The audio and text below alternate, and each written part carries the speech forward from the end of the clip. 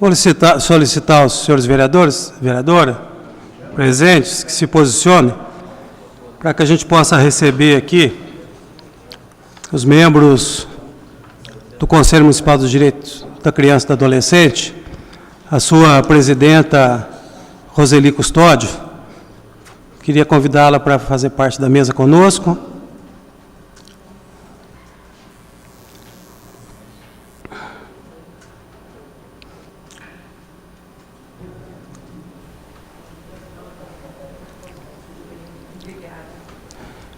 O Eugênio Benedito Cassal Filho.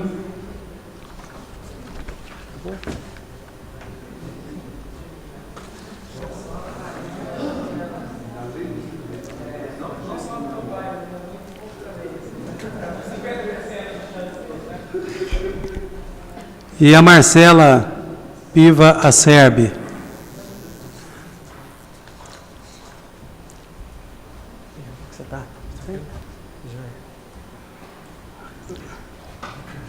Providenciar cadeira para mim, por favor. Não, nesse momento não.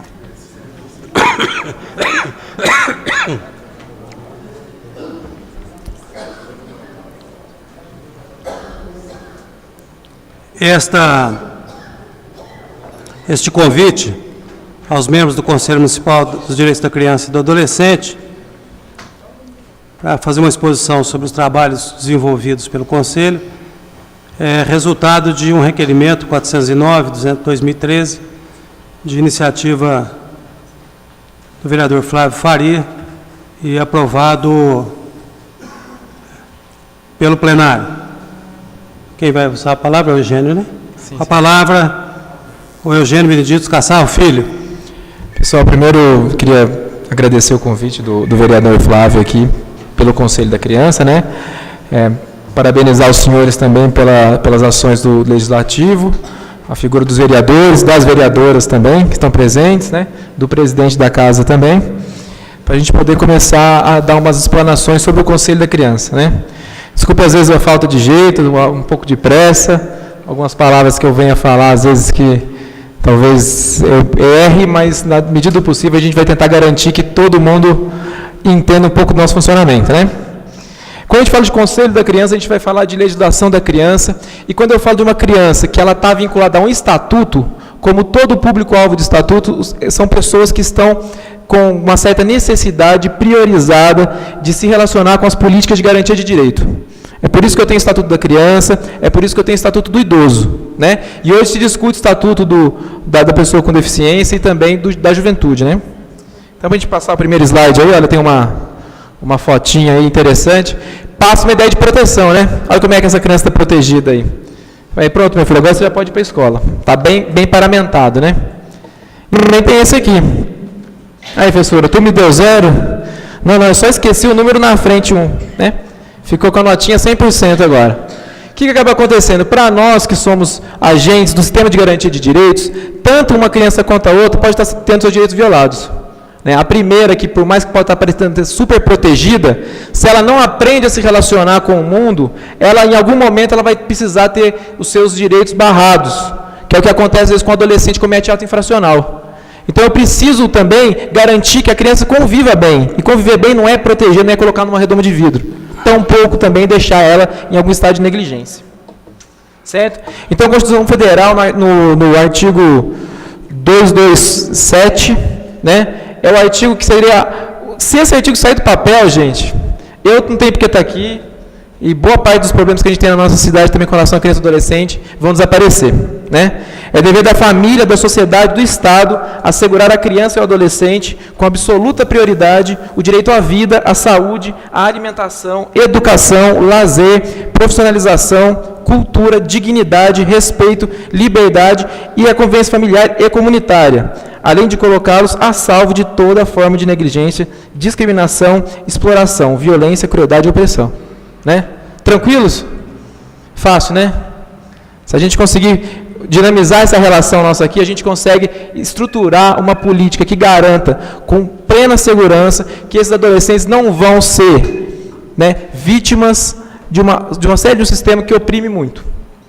Na verdade, a gente às vezes, infelizmente, a gente entende que alguma dessas violações, e a gente prioriza a criança por uma série de estudos que me diz que vale a pena investir na criança. Né? E aí a gente cria um conceito, que é um conceito histórico, que é o conceito de infância. O conceito de infância, ele é um conceito criado a partir de uma série de estudos, né? Porque nem toda criança tem infância. Né? A infância é essa priorização, a infância é essa constituição de um espaço privilegiado de investimento. Eu invisto, eu tenho que encontrar a criança, os economistas usam um termo que é um ativo, né? Eu tenho que investir naquela criança. E eu investindo naquela criança, eu consigo garantir uma sociedade sadia, em que a alteridade seja respeitada e que o outro seja respeitado. Certo? Nossa, eu tenho mania de fazer assim, porque eu nunca tenho isso aqui na mão, eu faço assim. Né?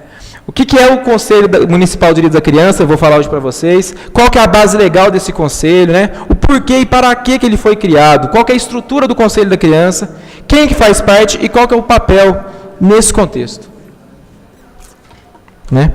A Constituição, como a maioria dos conselhos, né, presidente, que é na figura da Roseli, a vice-presidente nossa, que é a Giovana Moça, que é advogada e trabalha em uma casa lar, secretário executivo sou eu, e nós temos também o Celso, que é o meu vice, algumas comissões temáticas e a plenária, né, que são constituições comuns de qualquer conselho. Né? Metodologia de trabalho. Nós temos uma lei de criação, que é a Lei 4.919, de 1991. Tá? O nosso Conselho da Criança foi um dos primeiros conselhos criados no Brasil. Nós temos também essa lei reestruturada a partir da Lei 6.131 de 95. E eu vou estar dizendo para vocês que essa lei de 95, como quase toda a base legal de alguns anos atrás, ela está precisando ser revista.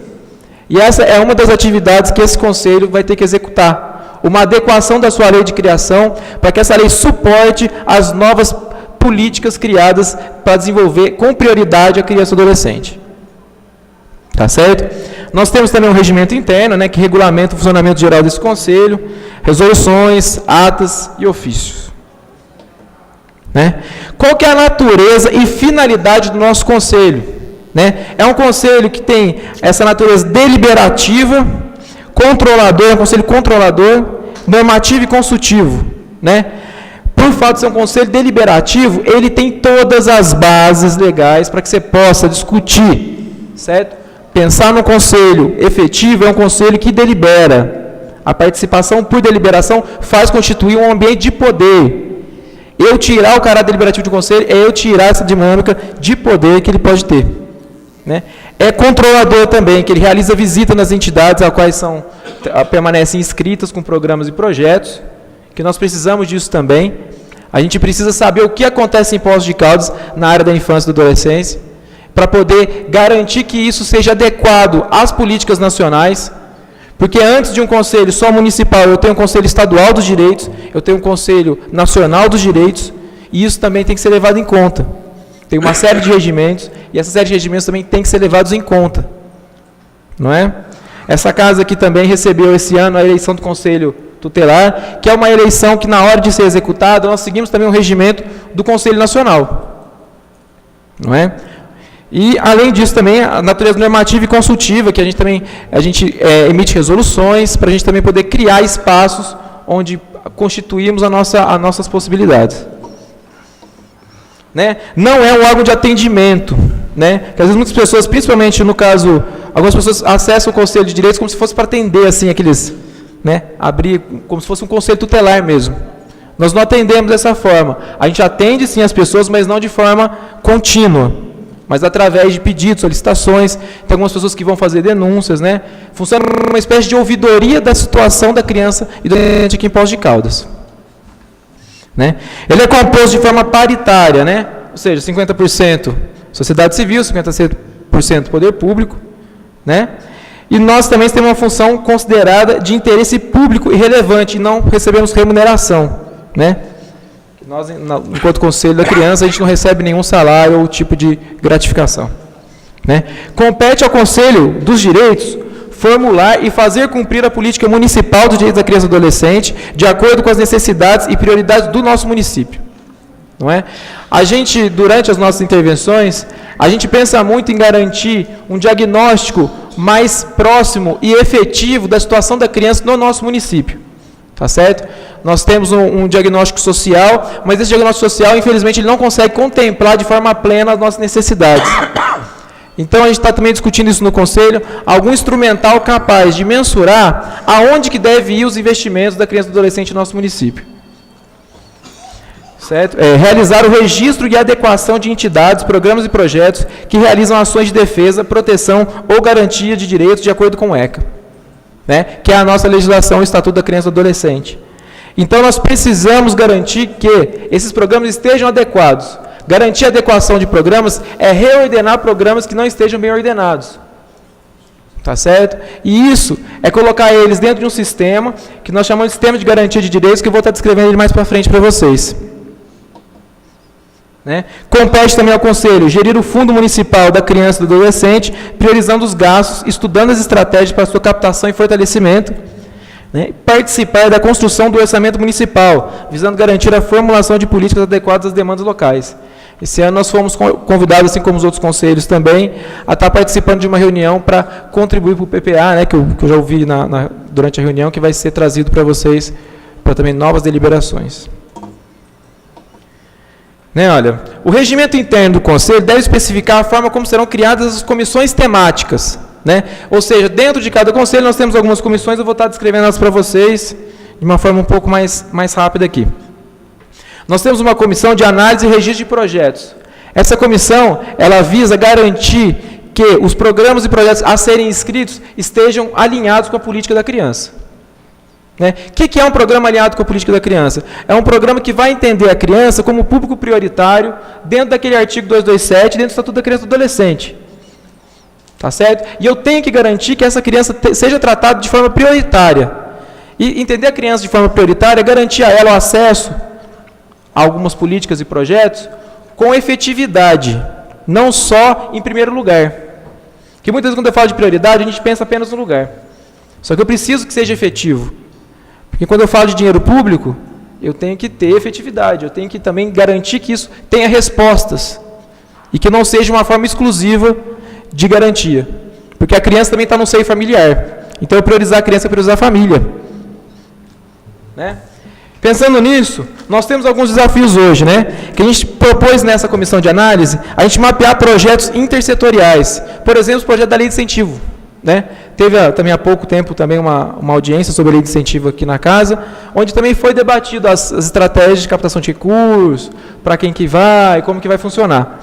A gente, com esse tipo de ação, a gente democratiza o acesso de pessoas e de empreendedores para tentar mobilizar ações voltadas tanto para o público da criança, quanto adolescente, quanto idoso e outros públicos prioritários da política, na área do esporte e da cultura.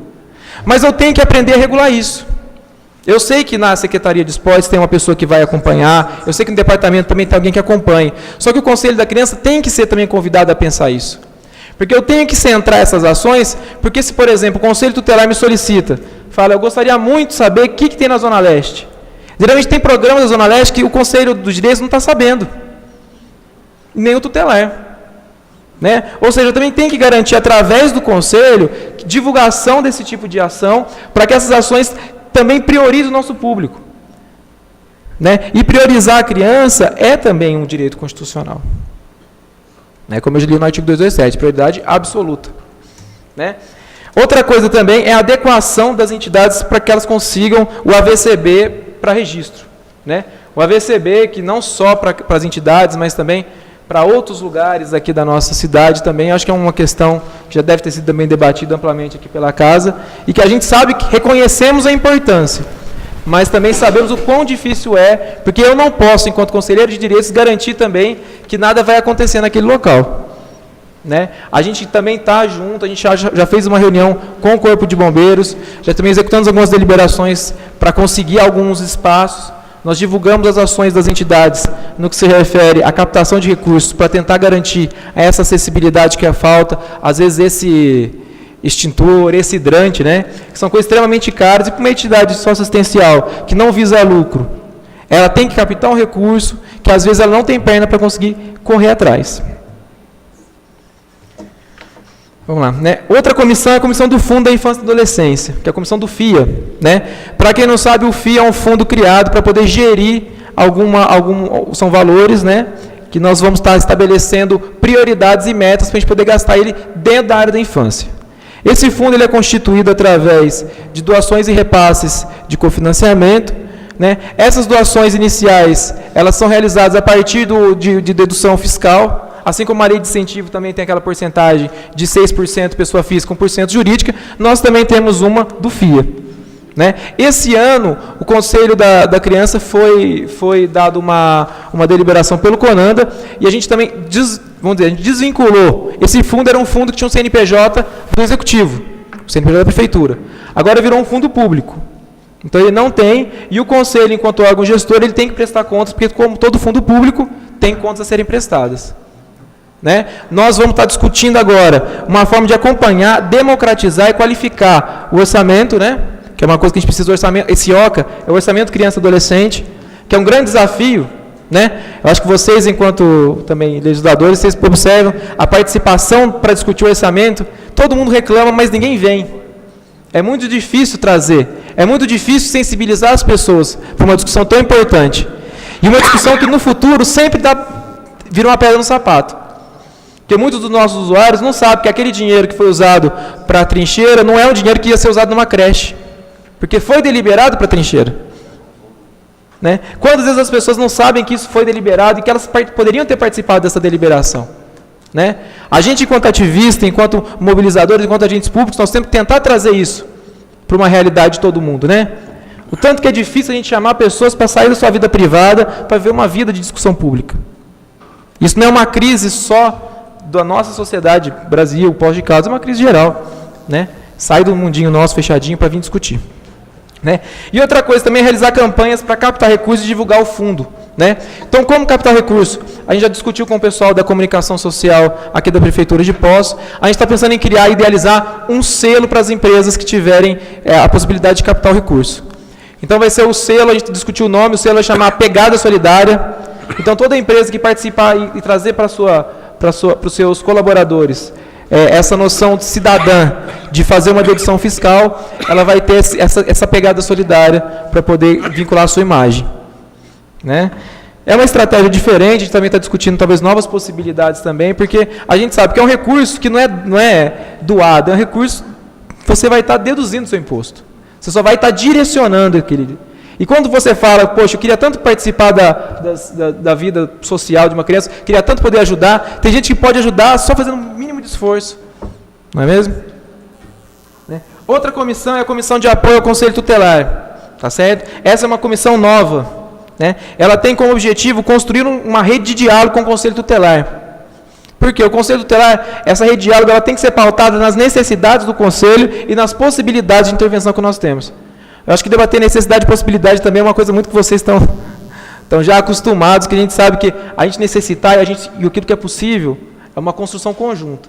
E quando a gente consegue aproximar com o diálogo, a gente tende a amenizar conflitos, né, egressos de, às vezes, mal-estares institucionais, e conseguir também contribuir para uma política construtiva, né, ao invés de uma política que, para garantir um direito, a gente começa a tolir.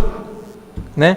Contribuir também para a formação continuada e reordenamento do trabalho. Essa comissão também se encontra para a gente pensar, os encaminhamentos do Conselho estão sendo executados de forma correta, né? O Conselho tem algumas questões vinculadas a relações de trabalho, pelo fato de ser uma função eletiva, eles também não têm tantos direitos trabalhistas como outras classes. Então nós temos também que debater com ele, construir possibilidades e a partir desse debate, debater novas resoluções para garantir que eles tenham condições de trabalho para poder executar suas funções aqui no município. Né? E a outra comissão também que foi criada há pouco tempo é de adequação da lei, como eu falei para vocês. Né? A gente precisa alinhar essa lei para alinhar ao Sistema de Garantia do Direito, o SGD. Né? E pensar em adequações de termos e conceitos. Na verdade, a gente passa igual a pessoa portadora de necessidades especiais, agora são pessoas com deficiência. Essas coisas precisam ser alinhadas, porque quando eu mudo o conceito na lei, eu também mudo uma forma de pensar e eu mudo uma ideologia de tratamento. Então, para além disso, eu tenho que pensar também numa forma de constituir uma nova possibilidade de pensar a criança em Poços de Caldas no Brasil inteiro. Né? Nós temos reuniões ordinárias, como todo mundo tem as ordinárias, né? Ordinária é um nome muito complicado, né? Uma coisa meio ordinária. E também as extraordinárias, que eu acho que também é normal, a gente sempre ter algum tema, às vezes, que não consigo aguardar a próxima. As datas das reuniões se encontram com a nossa secretaria na Casa dos Conselhos, né? Pelo telefone 3697-2137, que vocês já devem saber também. Qualquer informação que vocês precisem, estão sendo divulgadas lá. Né? Então, se vocês querem participar de reunião, a nossa casa é uma casa aberta também, assim como a casa de vocês, e a gente gosta muito de participar de movimentos de construção de políticas públicas. Né? É o nosso papel. A gente, de vez em quando, no conselho, como todo lugar, a gente vira tarefeiro. Né? É tanta coisa que a gente para de pensar um pouco na política e acaba tendo que atribular em algumas tarefas. Isso é muito negativo. Né? A gente às vezes fica tanta coisa, ofício a responder, ofício a pensar, ofício a fazer, e a gente perde aquela capacidade criativa de construir novas possibilidades de intervenção. Então, é muito bom contar com cabeças novas no conselho. Eu tenho certeza que a cabeça de vocês lá ia dar uma grande diferença para a gente. Né? A gente também tem como tarefa publicar todas as nossas publicações, publicizar todas as nossas deliberações. Então, a gente utiliza os veículos oficiais, como todo conselho também deve fazer. Né? Como que funcionam algumas ações de planejamento? Né? O Fundo Municipal ele tem como finalidade promover os recursos necessários à execução de programas e projetos relacionados com a política municipal de atendimento dos direitos da criança. Mediante a isso, nós temos o orçamento estabelecido. Né? O plano de aplicação desse fundo, né? Uma coisa que a gente está discutindo muito hoje. A gente precisa mudar a forma nossa de pensar um fundo. Por quê? Porque a gente tem que aprender a priorizar e dialogar com os outros. Né? Todo mundo tem ações preventivas. E quando você pensa uma política, que é uma política voltada para um público-alvo específico, eu tenho política de assistência social, eu tenho para criança, eu tenho política de saúde para criança, eu tenho política de cultura para criança, política de esporte para criança. Então, assim, é um público só, mas são diversas políticas. Então, eu tenho que pensar em ações intersetoriais. E essas ações intersetoriais são muito dificultosas, porque depende de diálogo, né? E toda questão que depende de diálogo, todo mundo vai querer uma fatia. E fatia a gente sabe que se a gente não tiver uma capacidade de construir para o objetivo comum, a gente não vai andar. Né? Por exemplo, olha só, um detalhamento de aplicação de recurso. Né? Aquela coisa de número de ordem, a ação, o valor e a porcentagem.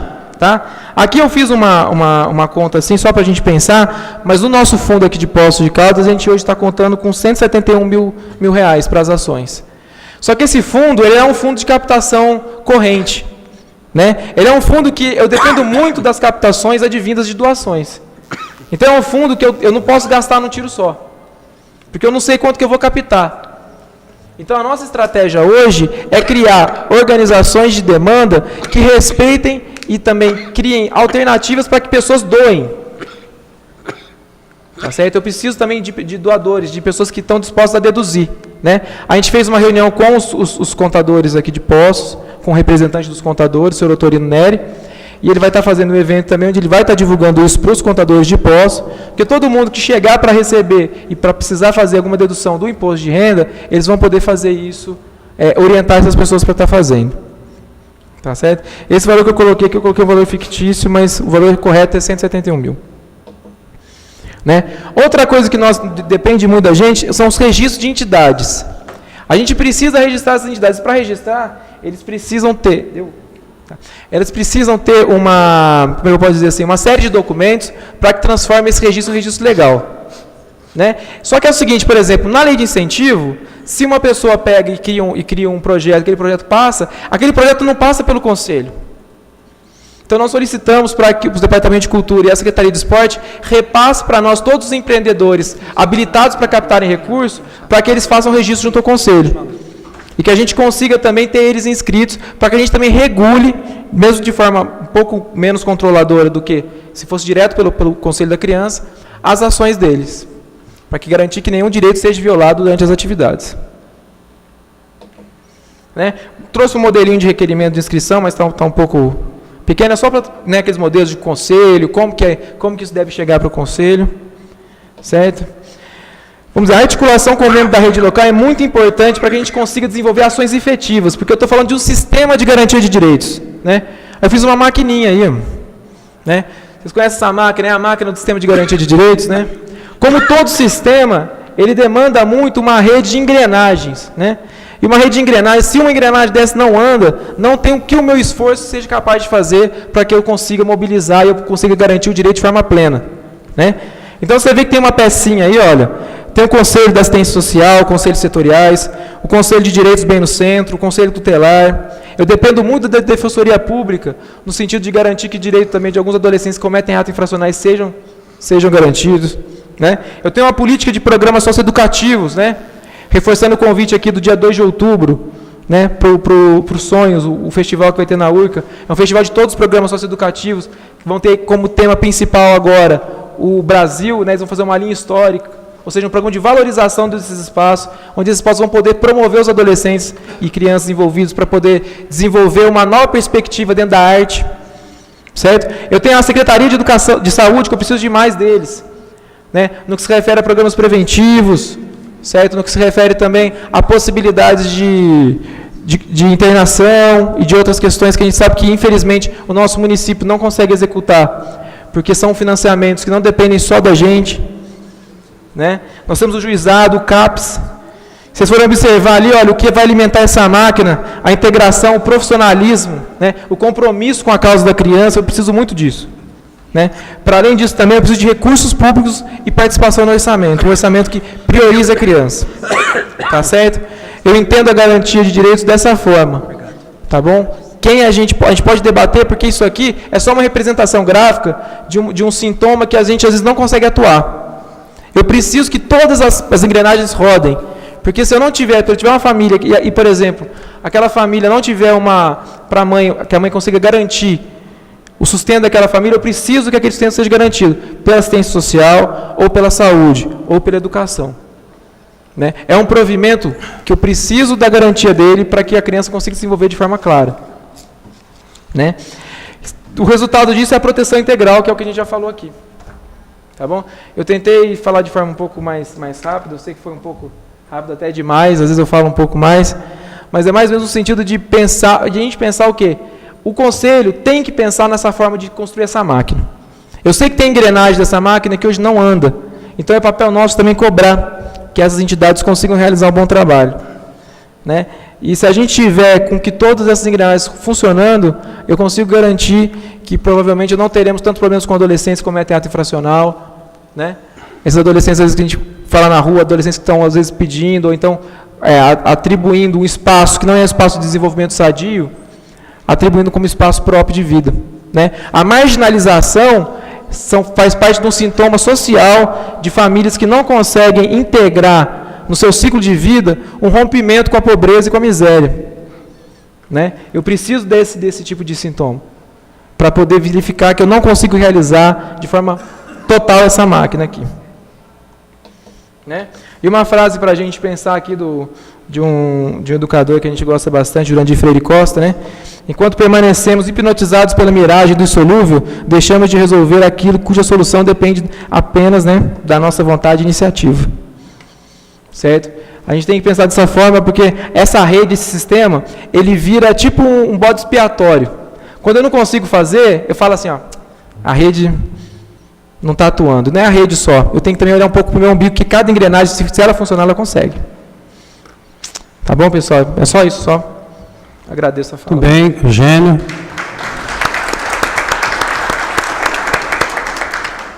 Abrir aí para uma ou duas intervenções bem rápidas. Os vereadores querem se manifestar. Professor Flávio, com a palavra. Só queria agradecer a presença dos representantes do Conselho. E se o Eugênio pudesse falar um pouquinho do trabalho da rede, como é que está esse trabalho da rede, que seria interessante, se fosse possível. Dá um tempinho para a água. A boca vai secando, vai falando, vai secando.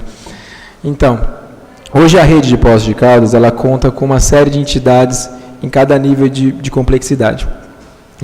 Através de ações agora da Secretaria de Promoção Social, a gente está começando a discutir um conceito ampliado de rede, a gente está discutindo um conceito de sistema.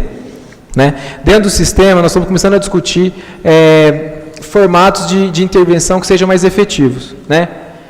O sistema nosso de garantia de direitos, a gente trabalha em linhas parecido com o Sistema Único de Saúde, com o SUS. Vocês conhecem o SUS, aquele nível de complexidade, PSF, você vai partindo para uma média de complexidade, uma UPA, e vai começando a desenvolver uma nova forma de configurar isso. Pelo SUAS, nós temos um nível de complexidade também, são os programas socioeducativos, um exemplo, o programa executado pela Casa do Menor, são os programas da base, programas preventivos de violação, onde eu garanto que aqueles direitos de crianças e adolescentes não sejam violados. Se aquela criança ou adolescente tiver o seu direito violado, ela vai partir para a média complexidade, onde são desenvolvidos o trabalho do CREAS, que é um trabalho é um órgão público, e esse órgão público vai estar tentando garantir os direitos já violados. E no terceiro momento, se eu não consigo ter sucesso no meu trabalho da prevenção e da garantia de direitos após o direito violado, eu tenho que partir para a intervenção de acolhimento, que são as casas-lares, os abrigos aqui de Poços. Então, é uma cadeia que eu tenho que fortalecer o preventivo.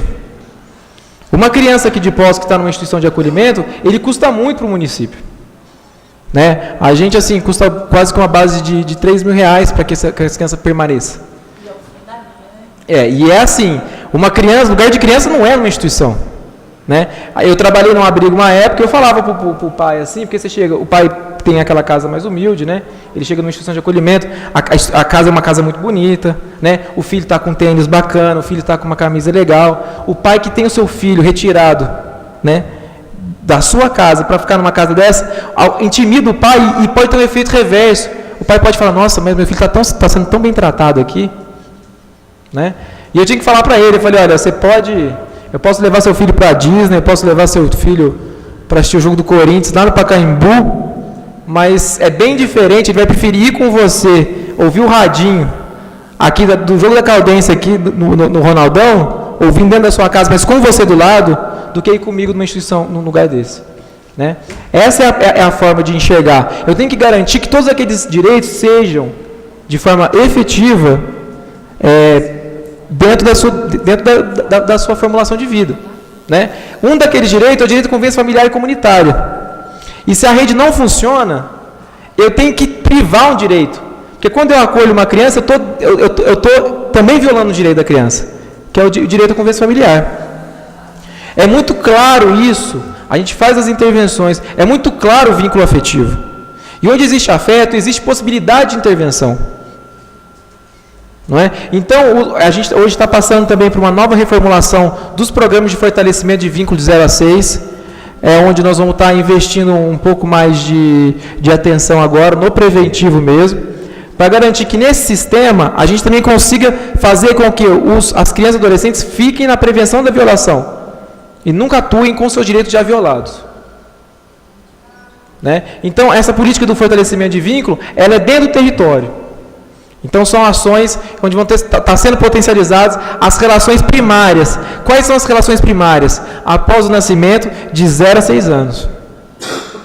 Verdade. Que ações sociais que eu tenho de 0 a 6 anos? Fora as creches. Então, esse é a nossa priorização hoje. Que na rede a gente entende que essa engrenagem ela não estava muito bem de funcionamento.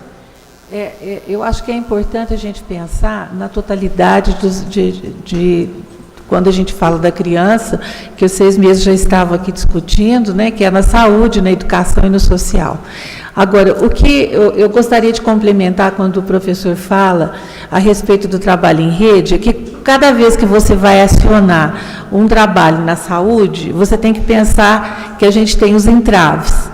Então, o que o Geninho está falando é que a gente, de prioridade, é a gente pensar nessa prevenção e pensar nessa prioridade, porque se ela não estiver priorizada, aquilo vai virando uma bola de neve que chega uma hora que você não consegue mais pegar a coisa e desenvolver.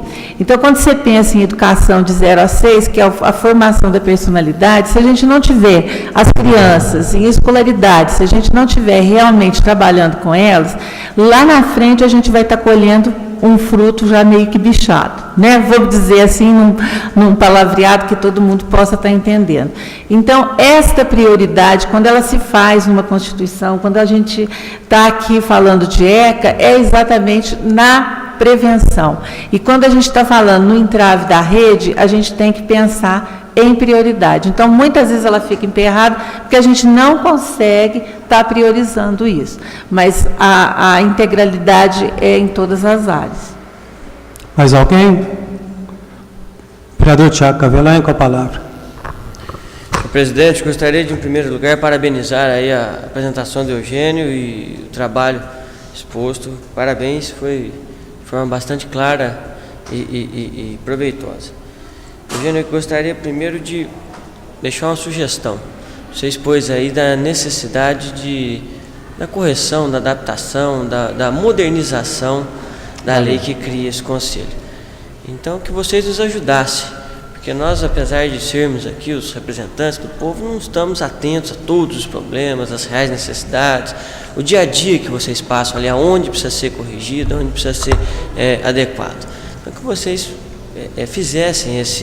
nos dessem esse retorno, e que isso pudesse ser feito talvez de uma forma coletiva, com a participação de todos os 15 vereadores, para não ficar aquela ideia de paternalista, o vereador A, o vereador B, que abraçou essa ideia. Afinal de contas, todos nós aqui estamos na intenção de fazer com que isso funcione cada vez melhor. Na segunda colocação, você expôs que o Conselho ele tem um caráter deliberativo.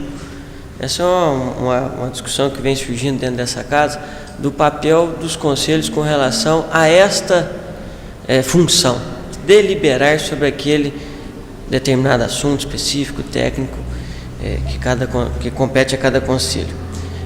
Qual a importância do Conselho da Criança ter o caráter, ter a posição de um conselho deliberativo? Por que isso é importante? Caso ele não fosse, o trabalho seria eficaz da mesma forma, seria efetivo da mesma forma? Coloca isso para a gente, por favor, e ficamos aqui aguardando essas sugestões, essas ideias o mais rápido possível para que a gente possa fazer o nosso papel aqui também. No mais, parabéns pela apresentação. Muito obrigado. A gente agradece aí as palavras, né? E a gente acolhe sim, com certeza, essas demandas. Para além dessa questão da contribuição só dos membros do Conselho, junto conosco também a comissão que trata dos assuntos da infância e da adolescência da OAB também vai estar junto com a gente, porque a gente também sabe que das nossas limitações enquanto juridiquês e essas linguagens mais técnicas, então a gente também reconhece que fazendo também com maior possibilidade de pessoas que entendam, isso venha facilitar. Né? Referente ao caráter deliberativo, como o senhor trouxe para a gente, a deliberação ela apresenta uma manifestação de controle social, que é a base da construção da democracia e o acesso de pessoas da sociedade civil para poder garantir um conceito maior que é o conceito de representatividade. Né? O controle social ele existe na tentativa de construir vamos dizer, as entidades, os grupos organizados possam ter voz. E é uma discussão também muito complexa, porque ela serve para que a gente faça uma espécie de laboratório de como que está o conceito de representatividade desses espaços. Né? A deliberação e o conceito de conceito deliberativo, ela parte da premissa onde a fala é dona da sua voz. Né? E falar de voz é falar de representatividade, de significado. Né? Vocês daqui estão representando muita gente, não é verdade? E representar, e a gente vive uma fase de quebra de representatividade. Não é só no espaço legislativo, não é só no espaço político, não. São representatividade geral, né? Você vai hoje numa casa, uns espaços onde antigamente você tinha oratórios, né? Hoje você tem televisões. Né? Eu fui fazer uma visita domiciliar uma vez na roça, eu cheguei, tinha um oratório tão bonito no meio da praça, com sofá, eu falei, nossa, que diferente, né? Aí quando eu abri o oratório, tinha uma TV de LCD lá dentro, eu falei, olha, né? Ou seja, a gente está movendo uma forma diferente de se relacionar com as nossas referências, né? Então é um debate sempre presente, a necessidade de pensar um pouco nisso. Vereadora Regina Cioffi. Vou ser breve, presidente. Eu gostaria também de cumprimentar o Eugênio, todos, né, do Conselho. Eu queria fazer aqui uma colocação. Aquela questão da engrenagem realmente na construção das políticas públicas é bastante complexa. Azeitar toda aquela engrenagem para que ela funcione, todo mundo com o mesmo objetivo, não é fácil, mas eu acho que temos que tentar. E, na verdade, o direito da criança, ela começa lá na concepção. Lá na concepção, o direito de nascer bem, né? E de viver bem, né? Então, aí, eu só quero fazer uma colocação que um dos maiores direitos da criança é o direito ao aleitamento materno. É um dos maiores direitos da criança em termos de saúde, né? Saúde, nesse pilar saúde. E aí nós temos que fazer um trabalho efetivo, porque hoje, todos quem acompanha mais, nós temos a programação metabólica, que chama Programe, que a criança é programada para a vida, devido se ela tem o aleitamento materno ou não. Então, é muito importante essas políticas públicas do banco de leite materno, naqueles casos que as mães não têm condição de amamentar, na questão de coibir a obesidade nas escolas, uma série de outras, através de projetos assim. E a outra questão que você colocou, para ser rápido, é a questão dos AVCBs, né? Nós tivemos a oportunidade de fazer um pedido de informação e o Corpo de Bombeiros nos encaminhou aqui, que de todas as escolas notificadas, né, das 72 escolas, apenas 21 apresentaram, estão no processo de segurança contra incêndio, o PSCIP, né, aprovados, e não foram liberados. Então, realmente, é uma questão que nós temos que nos debruçar, todos, isso aí é complexo, o custo é alto, mas é importante essa segurança nas escolas. E agora eu queria fazer só uma pergunta, como é que funciona a questão da família acolhedora? Como é que está funcionando isso aqui no município hoje? Se vocês acompanham de perto essa questão da família acolhedora. Sim. É a minha pergunta e, mais uma vez, parabéns. Não, está certo. Pessoal, vocês conhecem aqui o Família Acolhedora? Vocês já sabem como que funciona? Porque, assim, eu vou estar falando assim, nós temos modalidades de acolhimento institucional, né? O acolhimento, como eu falei para vocês, seria a alta complexidade das relações familiares, ou seja, quando aquela família, por algum motivo do seu ciclo de vida, das vulnerabilidades que ela já passou, ela não consegue garantir a sua função protetiva, né? Ou seja, ela não consegue mais se relacionar entre seus entes e, no caso da criança, ela vai para uma casa-lar, para um abrigo ou para família acolhedora, né? Se fosse um idoso, eu levo ele para uma ILPI. Se fosse uma pessoa em situação de rua, que também não está desgarantido, eu levo para casa de passagem, né? Ou seja, nós temos instituições de alta complexidade. No caso da criança, nós temos o acolhimento institucional, que é o abrigo e as casas-lares, né? Nós temos aqui. E também o família acolhedora, que é o acolhimento familiar, né? O acolhimento familiar, ele é regido por normativas também do governo federal, né? Nós temos um texto emitido pelo MDS que reordena o serviço de família acolhedora dentro de um desses. O família acolhedora são famílias que são ouvidas por uma equipe técnica e elas são, vamos dizer, como se fosse um acolhimento que, ao invés da criança estar indo para uma instituição, ela vai estar sendo, esses dias garantidos dentro de uma família que vai estar de forma provisória atuando dentro das suas limitações.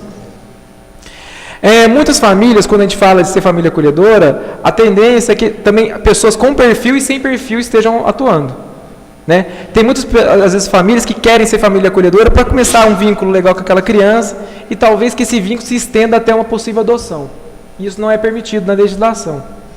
Tá? Então, são famílias que elas são crianças que vão estar indo para esse regime de acolhimento, onde as famílias têm uma possibilidade bem alta de estarem sendo trabalhadas e depois tem a revinculação familiar, ou seja, primeiro eu afasto, a criança vai ficar com essa família, vamos dizer assim, substituta, naquele momento, provisório, certo? Enquanto a família de origem vai estar sendo trabalhada por essa equipe técnica.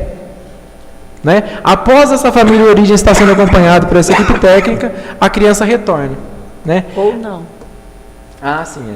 Ou não. Retorna ou não, dependendo da efetividade, se a família de origem tiver, vamos dizer, tiver apta novamente. Né?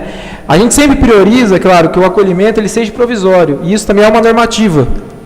Né? Porque, como eu te falei, todo acolhimento já viola um direito natural. Né? O acompanhamento desse programa ele é executado, a gente tem na nossa, através da promoção social, a gente tem uma coordenação que trabalha com alta complexidade, que vai estar atuando em cima. A gente também tem um sistema de vigilância socioassistencial que também auxilia. Né? E também no CREAS a gente também tem uma técnica de referência que trabalha junto com a equipe do Família Acolhedora para orientar no sentido de capacitação técnica. Né?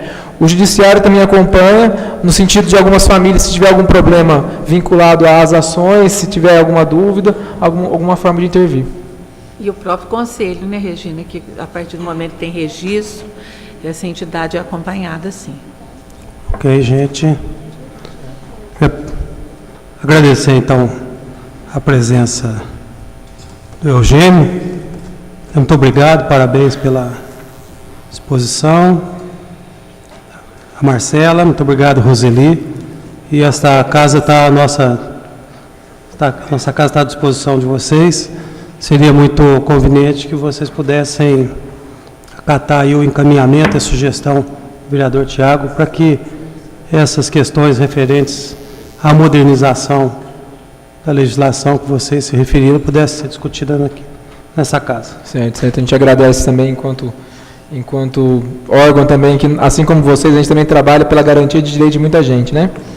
A gente sabe o tanto que isso é importante, o tanto que o papel de vocês é importante e é com muito prazer que a gente vem aqui. A gente também está de portas abertas, né? E é claro, não sei se a gente foi claro às vezes, né? Às vezes fica uma questão que ainda fica pendente, mas vocês podem estar indo lá ou podem estar entrando em contato. A gente vai ter todo o prazer em poder acolher vocês também, né? Muito bom, muito obrigado. Obrigada.